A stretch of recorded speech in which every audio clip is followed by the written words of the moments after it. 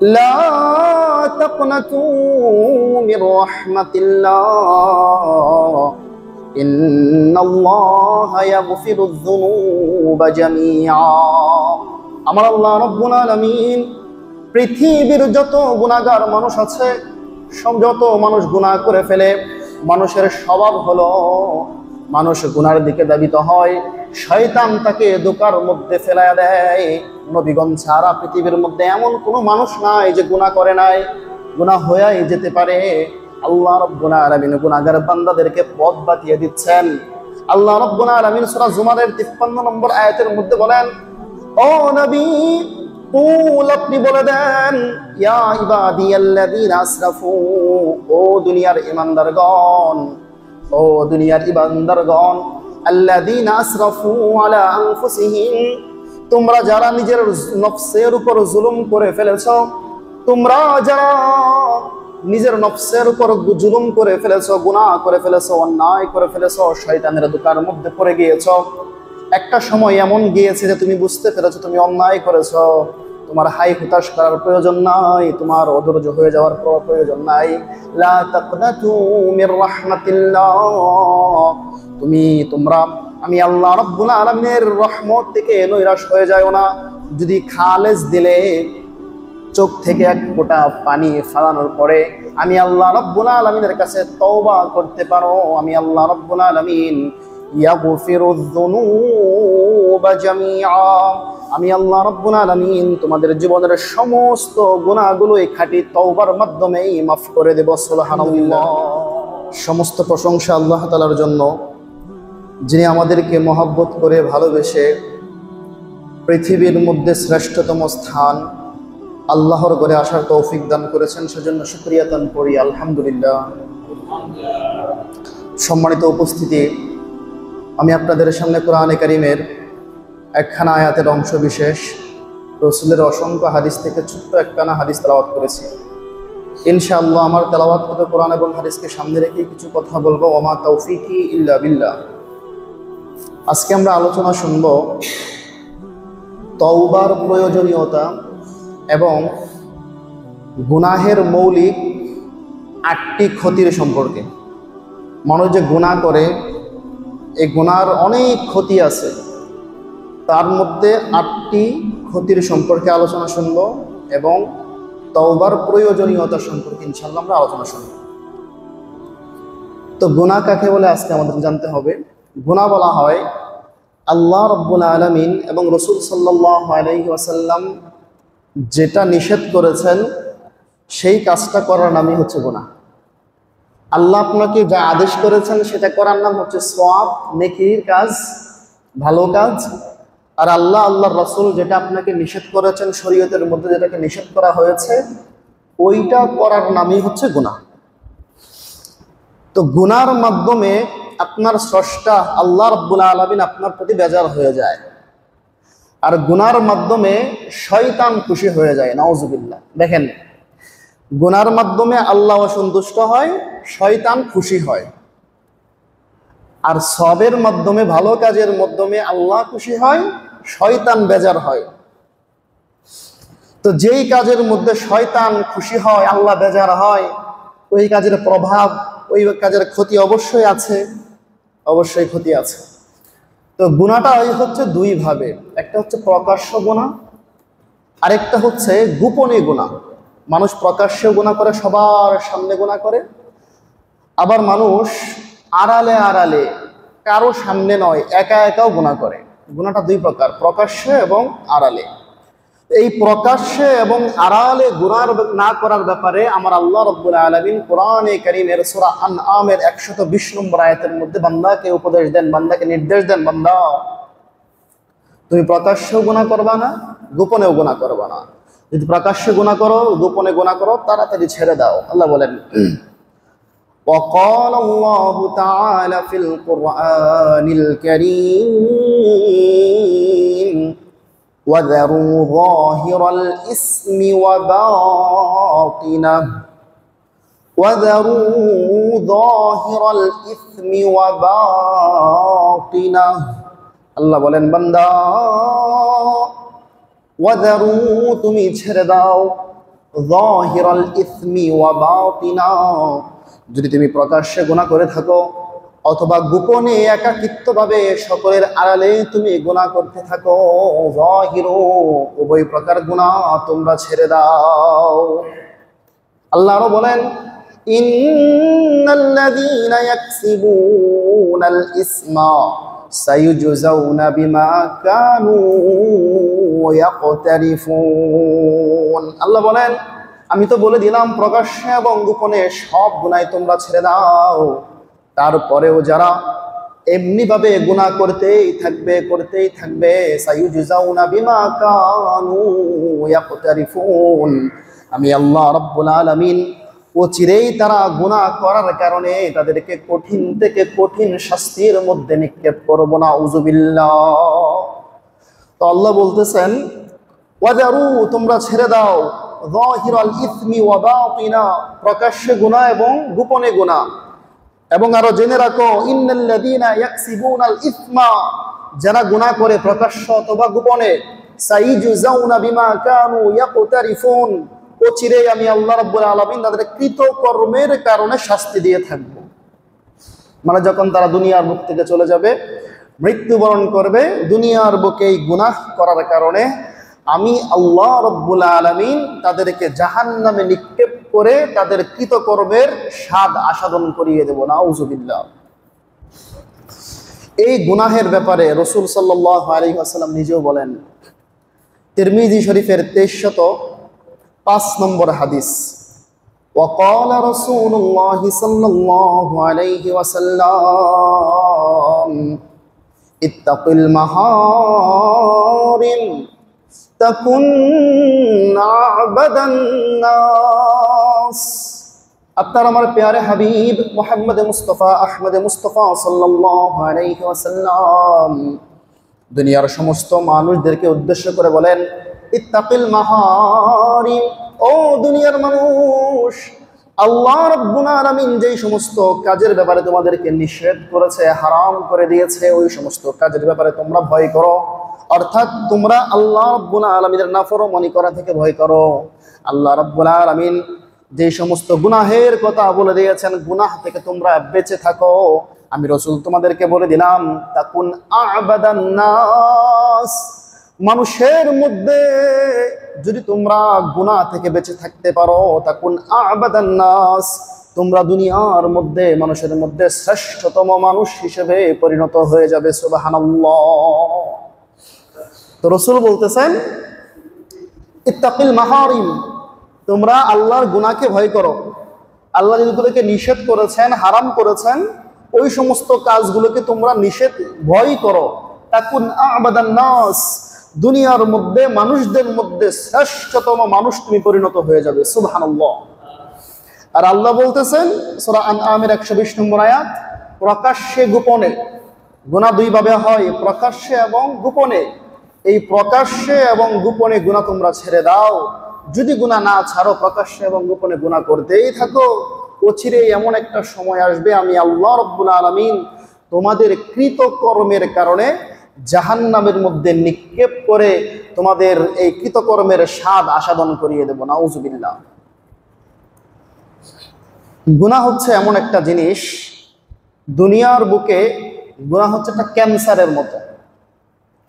Cancer হইলে যেমনই ভাবে মানুষ অস্থির হয়ে যায়, তাড়াহুড়া হয়ে যায় যে কখন এটাকে অপারেশন করবে, অন্যথায় সারা শরীরের মধ্যে ছড়িয়ে যাবে।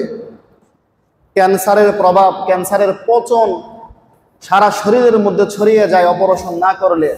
তো গুনাহটাও হচ্ছে একটা ক্যান্সারের মতো। ক্যান্সার হইলে যেমন মানুষ ডাক্তারে তাড়াতাড়ি করে অপারেশন করে দেয় মানুষটাকে বাঁচানোর জন্য, ঠিক তদ্রূপভাবে গুনাহ হচ্ছে আধ্যাত্মিকভাবে একটা ক্যান্সারের মতো। তো গুনাহের অপারেশন হচ্ছে তওবা। গুনাহের অপারেশন কি ভাই? তওবা। ক্যান্সার হইলে যেমন অপারেশন করে ক্যান্সার কাইটা ফেলাইয়া দেয় পচনশীল জায়গাটাকে, ঠিক তদ্রূপভাবে গুনাহের অপারেশন হচ্ছে তওবা। যদি কোনো মানুষের গুনাহ হয়েই যায়, আল্লাহ রাব্বুল আলামিন বিধান দিয়েছেন, বান্দা তুমি নৈরাশ হয়ো না, গুনাহ হয়ে গিয়েছে। ক্যান্সার হইলে যেমন অপারেশন করে, তোমার গুনাহ হয়ে গিয়েছে, তুমিও তওবা করে নাও। আল্লাহ বলেন, যেই বান্দা অনেক গুনাহ করে ফেলছে, এখন তার বুঝ আসছে, হায় হায় আমি তো ভুল করে ফেলছি, আল্লাহ তো বলেছে গুনাহের কারণে কৃতকর্মের স্বাদ আস্বাদন করতে হবে, তো আমার তো জীবনে গুনাহ হয়ে গিয়েছে।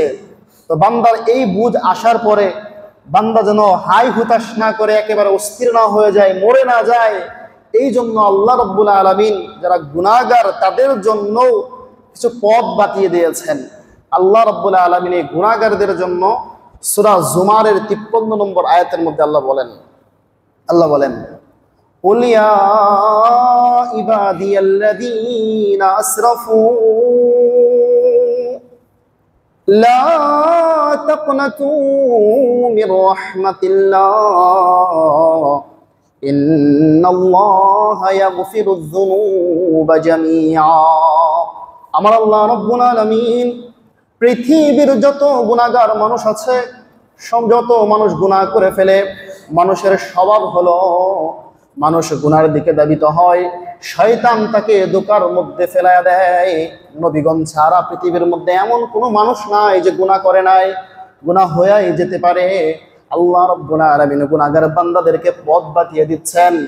আল্লাহ রাব্বুল আলামিন সূরা জুমারের 53 নম্বর আয়াতের মধ্যে বলেন, ও নবী কুল, আপনি বলে দেন, ইয়া ইবাদিয়াল্লাযীনা আসরাফু, ও দুনিয়ার ঈমানদারগণ, ও দুনিয়ার ঈমানদারগণ, আল্লাযীনা আসরাফু আলা আনফুসিহিম, তোমরা যারা নিজের নফসের উপর জুলুম করে ফেলেছো, তোমরা যারা নিজের নফসের উপর জুলুম করে ফেলেছো, গুনাহ করে ফেলেছো, অন্যায় করে ফেলেছো, শয়তানের ধোঁকার মধ্যে পড়ে গিয়েছো।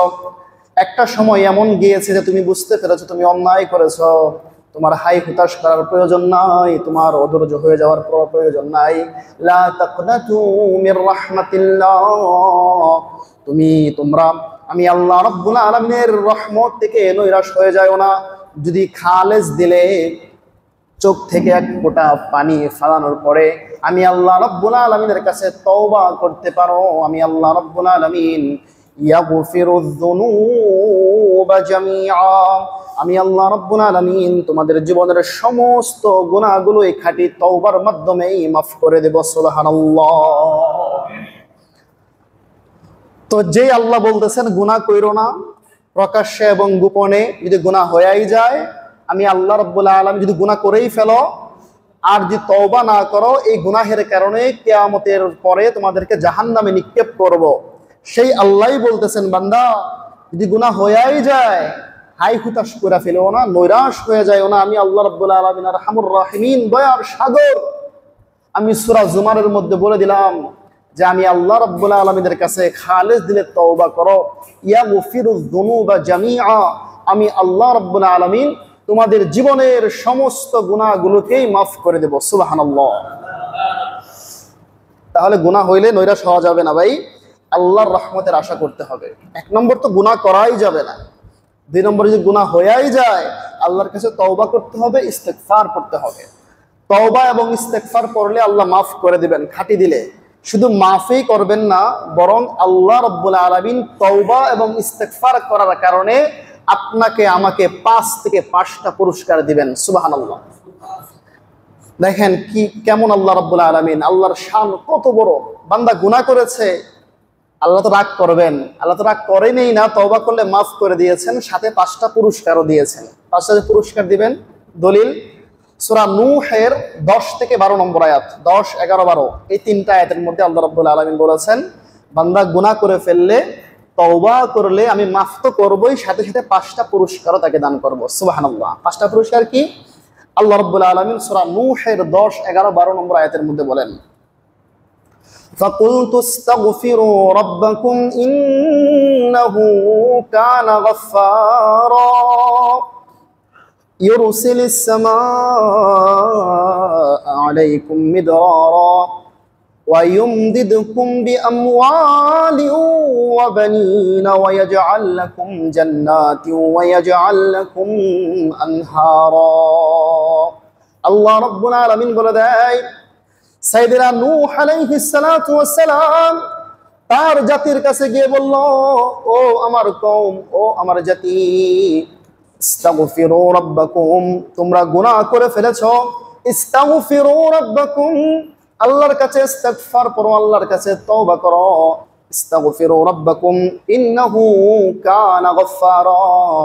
আল্লাহ রাব্বুল আলামিন খাঁটি দিলে ইস্তিগফার পড়লে, খাঁটি দিলে তওবা করলে আল্লাহ রাব্বুল আলামিন তোমাদের জীবনের সমস্ত গুনাহগুলোই মাফ করে দেবেন। সুবহানাল্লাহ।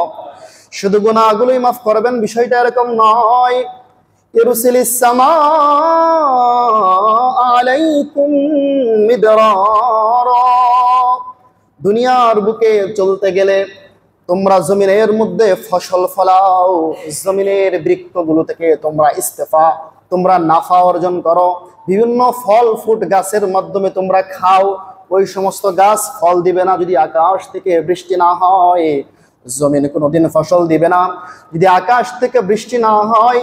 তোমরা যদি আমি আল্লাহ রাব্বুল আলামিনের কাছে খাঁটি দিলে তওবা করতে পারো, ইস্তিগফার করতে পারো, আল্লাহ রাব্বুল আলামিন তোমাদেরকে প্রয়োজন মতো আসমান থেকে বৃষ্টি বর্ষণ করে দেবেন। সুবহানাল্লাহ। তো যেই ব্যক্তি আল্লাহর কাছে তওবা করবে, ইস্তিগফার করবে, 5টা পুরস্কারের প্রথম পুরস্কার হচ্ছে আল্লাহ রাব্বুল আলামিন আসমান থেকে সময় মতো, এমন সময় নয় যে আপনি ফসল কাটতেছেন, ফসল ফলায়, ফসল কাটার সময়, ফসলকে শুকানোর সময়, এই সময় বৃষ্টি দিয়ে আল্লাহ রাব্বুল আলামিন আপনাকে ঝামেলার মধ্যে ফেলাইয়া দিবেন, এমনটা নয়। যদি আপনি খাঁটি দিলে তওবা করেন, ইস্তিগফার করেন, প্রয়োজন মতো আপনার যখন প্রয়োজন হবে সেই সময়ের মধ্যেই আল্লাহ রাব্বুল আলামিন আপনার আশেপাশে বৃষ্টি দিয়ে ভরপুর করে দেবেন। সুবহানাল্লাহ। 1 নম্বর হচ্ছে আল্লাহ রাব্বুল আলামিন আসমান থেকে প্রয়োজন মতো এবং পরিমাণ মতো আপনাকে বৃষ্টি দিবেন। 2 নম্বর, ইরসিলিস সামা আলাইকুম মিদরারা ওয়া ইউমদিদুকুম বিআমওয়ালিন ওয়া বানিন। আল্লাহ রাব্বুল আলামিন আপনাকে ধন সম্পদের মধ্যে অফুরন্ত রহমত এবং অফুরন্ত বরকত নাজিল করে দেবেন। সুবহানাল্লাহ। 2 নম্বর হচ্ছে আপনার যে ইনকাম সোর্স আছে, ওই ইনকাম সোর্সের মধ্যে আল্লাহ রাব্বুল আলামিন অফুরন্ত বরকত নাজিল করে দেবেন। সুবহানাল্লাহ। 3 নম্বর হচ্ছে দুনিয়ার বুকে যাদের সন্তানাদি হয় না, যাদের সন্তান নাই তারাই বোঝে সন্তান হারাবা, সন্তান না হওয়ার কি কষ্ট। আল্লাহ রাব্বুল আলামিন বলেন, যে ব্যক্তি খাঁটি দিলে তওবা করবে, আমি আল্লাহ রাব্বুল আলামিন তার ঔরসজাত সন্তান দিয়ে দুনিয়ার বুকে ভরপুর করে দেব। সুবহানাল্লাহ। 1 নম্বর হচ্ছে আসমান থেকে পরিমাণ মতো, প্রয়োজন মতো আপনাকে বৃষ্টি দিবেন। 2 নম্বর হচ্ছে আপনার যে টাকা পয়সা আছে সেই টাকা পয়সার মধ্যে আল্লাহ বরকত দিবেন। 3 নম্বর হচ্ছে আপনার যদি সন্তান না থাকে অথবা সন্তান থাকে, সন্তানগুলোর মধ্যে আল্লাহ বরকত দিবেন। কি বরকত দিবেন? আপনার সন্তানগুলো রোগা হবে না, আপনার সন্তানগুলো সুস্থ থাকবে, আপনার সন্তানগুলো কোনো দুর্ঘটনার কবলে পড়ে যাবে না। 3 নম্বর আল্লাহ সন্তান আপনাকে দিবেন, নেক সন্তান আল্লাহ আপনাকে দিবেন। 4 নম্বর আল্লাহ বলেন, ইরসিলিস সামা আলাইকুম মিদরারা ওয়া ইউমদিদুকুম বিআমওয়ালিন ওয়া বানিনা ওয়া ইয়াজআল লাকুম জান্নাতিন ওয়া ইয়াজআল লাকুম আনহারা।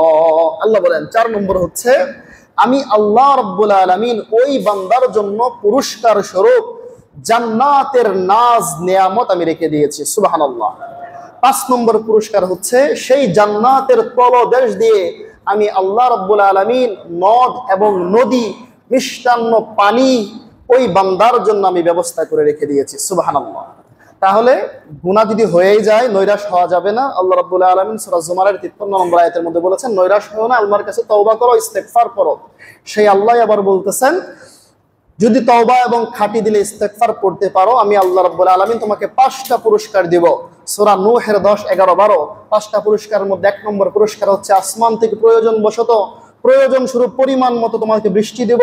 2 নম্বর হচ্ছে তোমার ইনকামের মধ্যে বরকত দিব। 3 নম্বর হচ্ছে আমি তোমাকে সন্তানাদিদের মধ্যেও বরকত দিব। 4 নম্বর হচ্ছে জান্নাতের মধ্যে নাজ নিয়ামত আমি তোমার জন্য তৈয়ার করে রাখবো। 5 নম্বর হচ্ছে সেই জান্নাতের তলদেশ দিয়ে তোমার জন্য মিষ্টি পানির ব্যবস্থা করে রাখবো। সুবহানাল্লাহ। তাহলে আমরা এতক্ষণ জানলাম যে তওবার কি প্রয়োজনীয়তা, ইস্তিগফারের কি প্রয়োজনীয়তা। এবার আমরা জানবো যে গুনাহ যদি মানুষ করে, এই গুনাহের অনেক ক্ষতি আছে। মৌলিক 8টা ক্ষতি সম্পর্কে আজকে আমরা আলোচনা শুনব। 1 নম্বর ক্ষতিটা হওয়ার কারণ কি? আগেই আমরা বলেছিলাম যে গুনাহ করলে আল্লাহ সন্তুষ্ট হয়, শয়তান সন্তুষ্ট হয়। যেই কাজে আল্লাহ অসন্তুষ্ট হবেন, শয়তান সন্তুষ্ট হবে, খুশি হবে, অবশ্যই সেই কাজের মধ্যে ক্ষতি আছে, অবশ্যই সেই কাজের একটা প্রভাব অবশ্যই আপনার জীবনে পড়বে।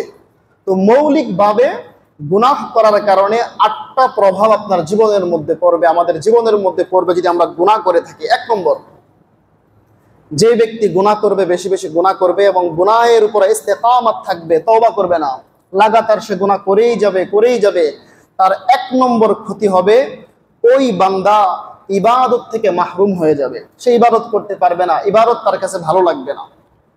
কেমন? একটা মানুষের যদি শরীরের তাপমাত্রা বেড়ে যায়, জ্বর আসে, দেখবেন সে কাজ করতে ভালো লাগে না, তার কাছে সে অলসতা এসে যায়, বিছানায় শুয়ে থাকতে ভালো লাগে। একটা মানুষের যখন অসুস্থ হয়ে যায়, তার কাজ করতে ভালো লাগে না, মানসিকভাবে ভালো লাগে না, শারীরিকভাবেও ভালো লাগে না, বিছানায় শুয়ে থাকে, ক্লান্ত হয়ে পড়ে থাকে, কিছুই করতে ভালো লাগে না। এটা হচ্ছে দুনিয়ার অসুস্থতা, দেহের অসুস্থতা। আর গুনাহ হচ্ছে আধ্যাত্মিক কলবের সবচাইতে বড় অসুস্থতা। গুনাহ কি ভাই?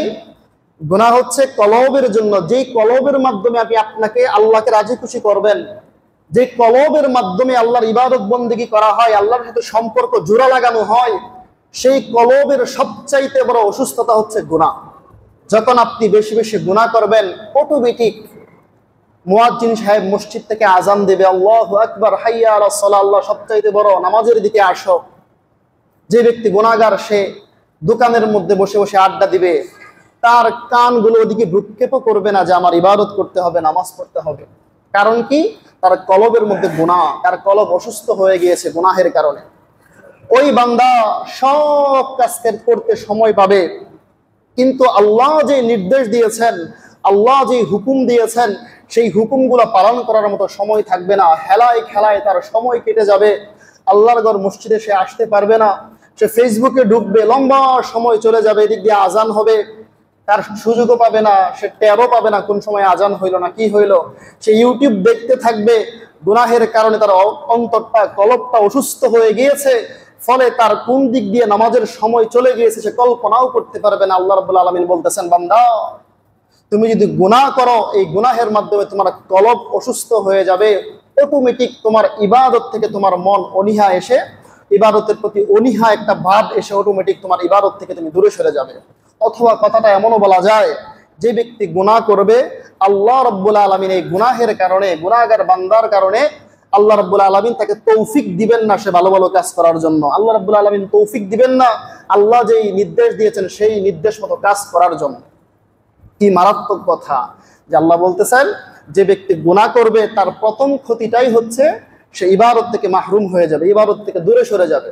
যদিও সে মানুষের পেয়াপিরির কারণে মসজিদে আসে, মসজিদে আসার পরে তার মন চলে যাবে দূর দূরান্তে, তার মন চলে যাবে ব্যবসা বাণিজ্যের মধ্যে, তার মন চলে যাবে পারিবারিক কলহের মধ্যে, তার মন চলে যাবে নামাজের পরে সে কি করবে সেই কাজের মধ্যে, তার মন মসজিদের মধ্যে টিকবে না। একটাই কারণ, তার অন্তরটা গুনাহের কারণে অসুস্থ হয়ে গিয়েছে। অসুস্থ, দুনিয়ার শারীরিকভাবে অসুস্থ হয়ে যেমনি ভাবে মানুষের কিছুই ভালো লাগে না, আধ্যাত্মিকভাবে গুনাহের কারণে অন্তরটা অসুস্থ হয়ে গেলে তার আর ইবাদত বন্দেগী করতে আর তার ভালো লাগবে না। বলেন না নাউজুবিল্লাহ।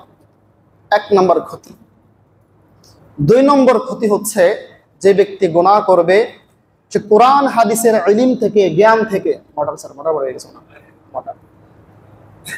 2 নম্বর ক্ষতি হচ্ছে, যে ব্যক্তি গুনাহ করবে, গুনাহের কারণে সে কোরআন হাদিসের জ্ঞান থেকে সে মাহরুম হবে। কোরআন হাদিসের জ্ঞান থেকে কি হবে ভাই? মাহরুম হবে। হাদিসের মধ্যে আসছে, কোরআন এবং হাদিসের জ্ঞান হচ্ছে একটা পবিত্র জিনিস। কোরআন হাদিসের জ্ঞান হচ্ছে পবিত্র জিনিস, আর গুনাহ হচ্ছে নাপাক জিনিস। নাপাক জিনিস আর পবিত্র জিনিস কখনো একত্রিত হতে পারে না। যদি কোনো ব্যক্তি গুনাহ করতে করতে তার অন্তরটাকে কালো করে ফেলে, অন্তরটাকে নাপাক করে ফেলে, সেই নাপাক অন্তরের মধ্যে আমার আল্লাহ রাব্বুল আলামিন কোরআন হাদিসের ইলম, এই পাক পবিত্র ইলম নাপাক কলবের মধ্যে কোনোদিন আল্লাহ দান করবেন না। ইমাম শাফি রহমাতুল্লাহি আলাইহি, একটা ঘটনা আছে, তিনার উস্তাদ ওয়াকি রহমাতুল্লাহি আলাইহি, ইমাম শাফি রহমাতুল্লাহি আলাইহি যখন ছোট ছিলেন, একজন ইমাম, তো ইমাম শাফি রহমতুল্লাহি আলাইহি মুখস্থ করতে পারতেন না, মুখস্থ জ্ঞান তিনার একেবারেই কম ছিল। তো একদিন তিনার উস্তাদ ওয়াকি রহমতুল্লাহি আলাইহির কাছে গিয়ে ইশকাল করলেন, সওয়াল করলেন, ও আমার প্রিয় উস্তাদ, আমি ছোট্ট বাচ্চা শাফি, এলেম অর্জন করব, মাদ্রাসায় এসেছি, আল্লাহর ঘরে এসেছি, কিন্তু আমার কি দুর্ভাগ্য, আমি যখনই পড়াশোনা করি, শত পড়াশোনা করার পরেও আমি কোরআন হাদিসের জ্ঞানগুলো মুখস্থ করতে পারি না। প্রিয় উস্তাদ, আপনি আমার এই সমস্যাটা থেকে সমাধানের পথ আপনি বাতিয়ে দেন। ইমাম ওয়াকি রহমাতুল্লাহি আলাইহি, শাফি রহমাতুল্লাহি আলাইহি কে বলেন, ও শাফি, তুমি আজকে থেকেই গুনাহ ছেড়ে দাও। যেই বান্দা বেশি বেশি গুনাহ করবে তার অন্তরটা অসুস্থ হয়ে যাবে, নাপাক হয়ে যাবে। আর আল্লাহ রাব্বুল আলামিনের কোরআন এবং হাদিসের জ্ঞান হচ্ছে পৌত পবিত্র জিনিস।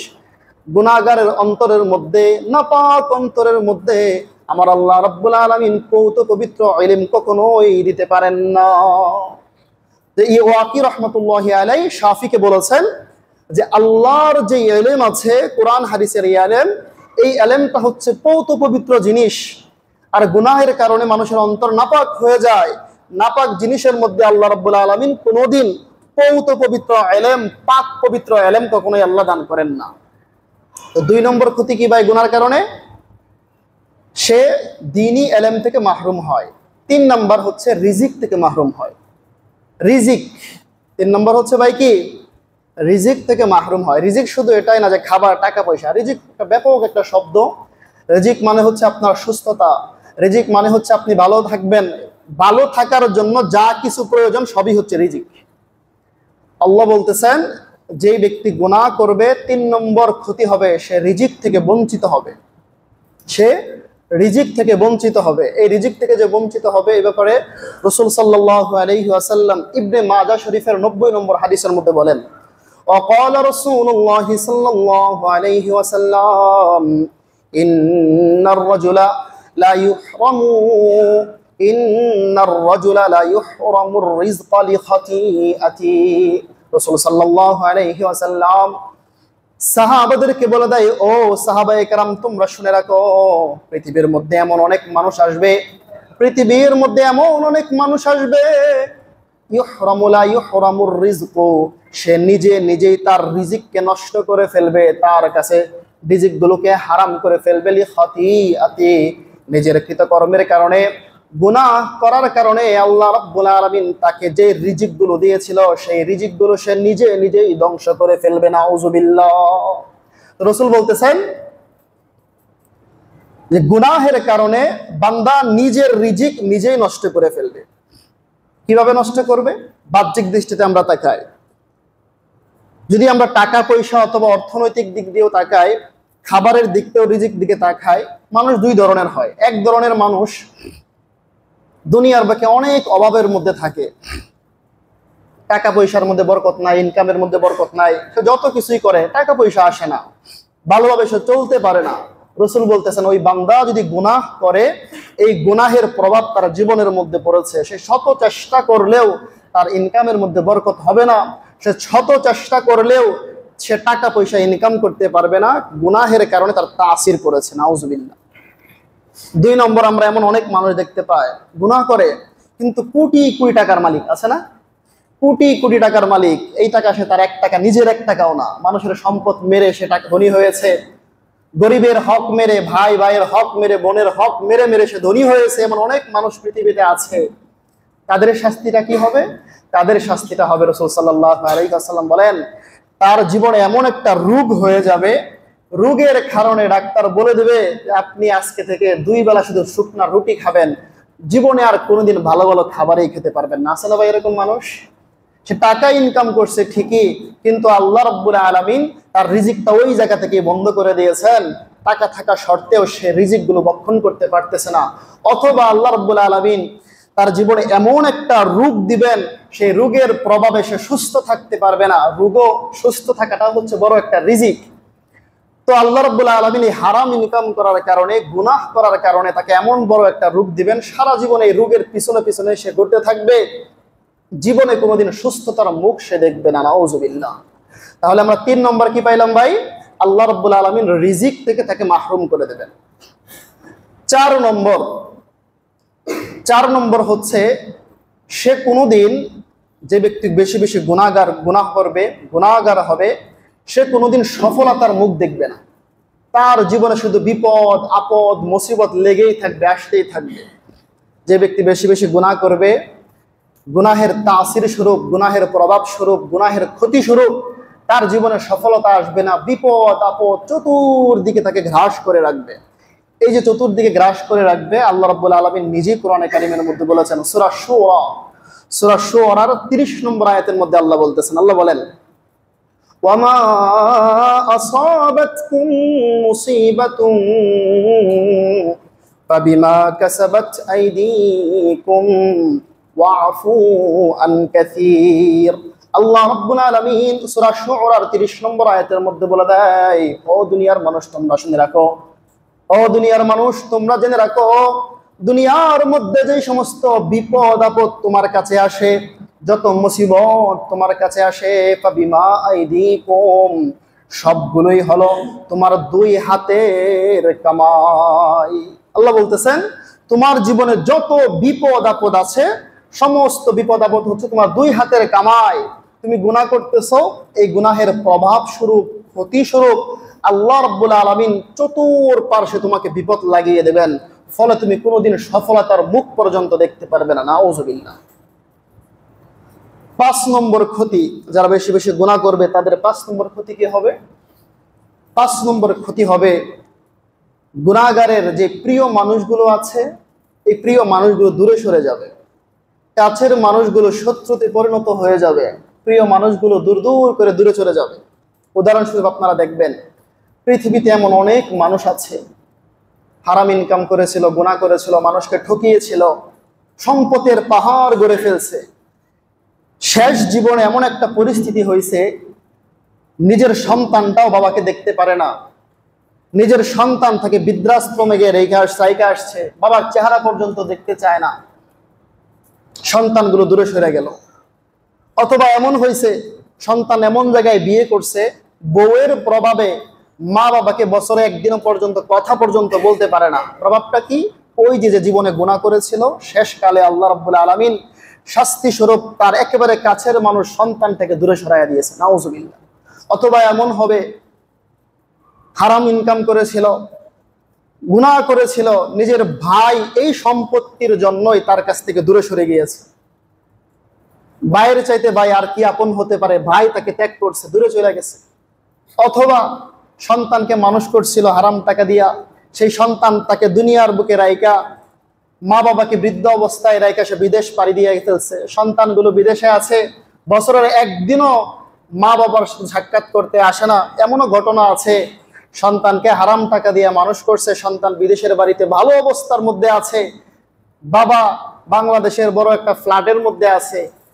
1 মাস আগে সে মৃত্যুবরণ করছে, টেরেও কেউ পায় নাই। পচে গেলে যখন দুর্গন্ধ বের হয়েছে, পুলিশে গিয়া সেরা দরজা ভাইঙা ওই লাশটাকে বের করতে হয়েছে। মৃত্যুর সময় একটা আত্মীয় স্বজন পর্যন্ত তার কাছে হয় নাই। নাউযুবিল্লাহ। হয় না এরকম ঘটনা? এই কয়েকদিন আগে, 2 বছর আগে এরকম একটা ঘটনা ঘটছে। ঢাকার মধ্যে বিশাল বাড়ি নিয়ে এসে থাকতো, তার সন্তান থাকতো বিদেশের মধ্যে, কিন্তু মৃত্যুর সময় সে কাউকে পাশে পায় নাই। পাশে না পাওয়ার কারণে 1 মাস আগে মৃত্যুবরণ করছে। এই দুর্গন্ধ যখন ছড়াইছে, আশেপাশের বিল্ডিং থেকে মানুষ পুলিশকে খবর দিয়েছে, দরজা ভাঙা লাশ বের করছে। প্রভাব, কাছের মানুষগুলো তার দূরে সরে গিয়েছে। কেন? গুনাহের কারণে আল্লাহ রাব্বুল আলামিন কাছের মানুষগুলোকেও দূরে সরাইয়া দেয়। 6 নম্বর প্রভাব, যে ব্যক্তি বেশি বেশি গুনাহ করবে, আল্লাহ রাব্বুল আলামিন ওই গুনাহকারকে দুনিয়ার বুকে তার চেহারাটাকে, তার সৌন্দর্য মণ্ডিত চেহারাটাকে আল্লাহ কুৎসিত করে দেবেন, শয়তানের মতো চেহারা করে দেবেন। নাউযুবিল্লাহ। আল্লাহ রাব্বুল আলামিন মানুষের চেহারাটাকে সবচাইতে সুন্দর করে বানিয়েছেন। আল্লাহ রাব্বুল আলামিন সূরা 3 এর মধ্যে বলেন, লাকাদ খালাকানাল ইনসানা ফি আহসানি তাকওয়িম।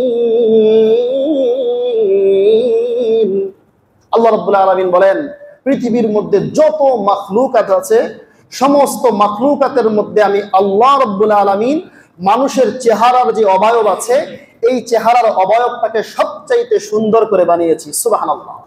আর বান্দা যদি গুনাহ করে এই সুন্দর চেহারার অবয়বটাকে আল্লাহ রাব্বুল আলামিন বলতেছে আমি কুৎসিত করে দেব। পৃথিবীতে অনেক মানুষ আছে, এই কুৎসিতটা হয় দুই ভাবে। একভাবে হয় হচ্ছে দুনিয়ার বুকে থাকতেই গুনাহ করার কারণে আস্তে আস্তে আস্তে আস্তে তার চেহারাটা বিকৃতি হয়ে যায়। চেহারাটাকে দেখলেই মনে হয় খারাপ একটা চেহারা, মানুষটা জীবনে মনে হয় অনেক গুনাহ করছিল, তার চেহারার দিকে তাকাইলেই বোঝা যায়। আর দুনিয়ার বুকে এমন মানুষও আছে দেখবেন নামাজ পড়ে, দাড়ি রাখে, তার চেহারা সে যত বৃদ্ধ হয় তার চেহারার মধ্যে যেমন কেমন একটা নূর চমকাইতে থাকে। আপনারা ফলো করলে, লক্ষ্য করলে দেখবেন যে এমন অনেক মানুষ আছে চেহারা একেবারে বিকৃতি হয়ে যায়। আবার এমন অনেক মানুষ আছে নামাজ পড়ে ঠিকমতো আল্লাহর হুকুম আহকাম মানে, হারামের দিকে যায় না, তার চেহারাটা দিন দিন বৃদ্ধ হচ্ছে আর তার চেহারাটার নূর চমকাইতেছে। হতে পারে সে কালো মানুষ, তারপরেও তার চেহারার দিকে তাকাইলে মনে হয় যে কেমন যেন একটা নূর চমকাইতেছে।